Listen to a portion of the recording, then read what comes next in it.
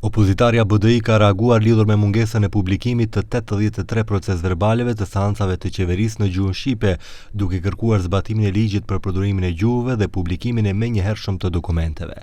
Integristët akuzojnë se Partia Shqiptare në pushtet Vlen e ka dobësuar mekanizmin për mbrojtjen e gjuhës shqipe, duke bërë atë sipas tyre praktikisht të pafuqishëm. BDI dënon këtë shpërfillje të detyrimeve ligjore ndaj përdorimit të gjuhës shqipe dhe kërkon përgjegjësi institucionale. Kërkojmë nga qeveria të bëjë publike arsyet për mosbotimin e këtyre procesverbaleve, të sqarojë se kush mban përgjegjësi për këtë situatë dhe të publikojë menjëherë të gjithë dokumentacionin që mungon në gjuhën shqipe. Zvleni gjithashtu duhet u përgjigjet shqiptarëve se si ka lejuar që për 11 muaj dhe 83 seanca të qeverisë kjo situatë të vazhdojë pa u korrigjuar. Ndaj këtyre akuzave u kundërpërgjigj sekretari gjenerali i qeverisë Hasi Murtezani. Pasi BDI manipulon gjatë gjithë kohës me gjuhën shqipe, por i prezentoi me vetëm disa argumente se sa BDI e zbatonte gjuhën shqipe kur ata ishin në qeveri.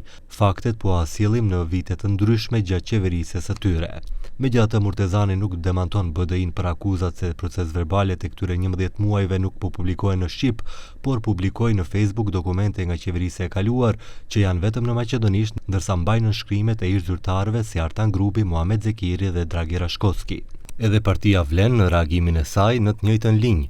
Thonë se dokumentet nga periudha e qeverisjes së BDI-s tregojnë se edhe atëherë vendimet zyrtare janë nënshkruar vetëm në gjuhën maqedonase.